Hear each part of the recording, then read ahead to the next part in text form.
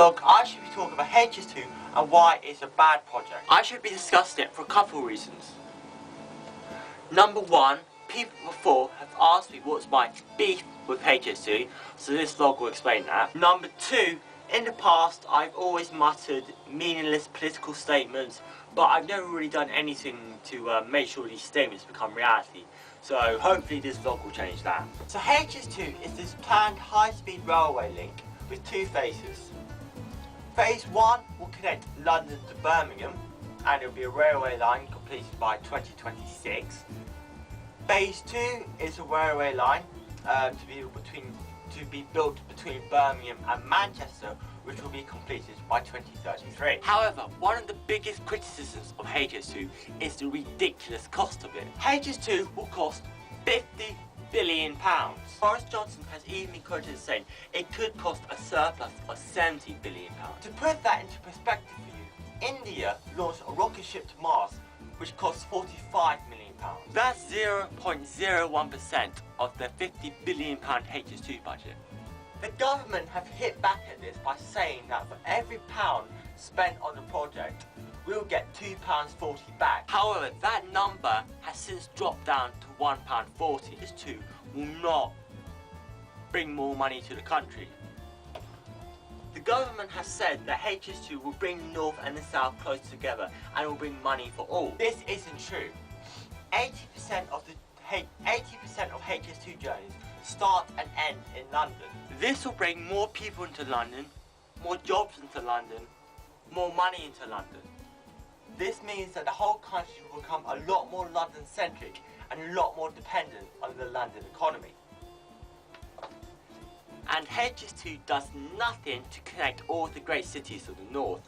There aren't any planned HS2 journeys from Manchester to Newcastle or from Newcastle to Leeds. And even if HS2 does stem the north-south divide, it does nothing for the southwest corner of the country. For example, Cornwall will lose £20 million a year if HS2 goes ahead.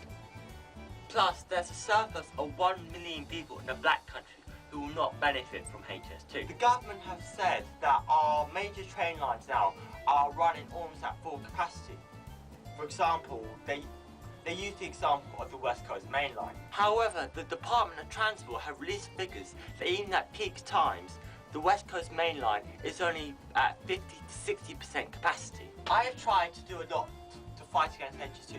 I signed numerous petitions and I got posters up in my window, and I also sent an email off to my local councillor about it, John Randall, who is also against HS2, and he sent me this letter back. We mainly discussed the environmental impact HS2 will have, and HS2 will devastate the environment. The Woodland Trust have shown that 43 ancient forests will be negatively affected by HS2. The building of HS2 will cause excess dust, excess noise, and sudden changes of light, which will negatively harm all these ancient forests. Plus, a little closer to home, the Colne Valley Park is on the intended route for HS2, meaning part of it had to be demolished to make room for the train line. Plus, Horak is also on the planned HS2 route, and then this has led to plans to already move Horak from its perfectly good location in Denham Marina to a Broadwater sailing lake, which is completely unnecessary. The main argument the government uses for HS2 is it will cut down our journey times from London to Birmingham by 20 whole minutes.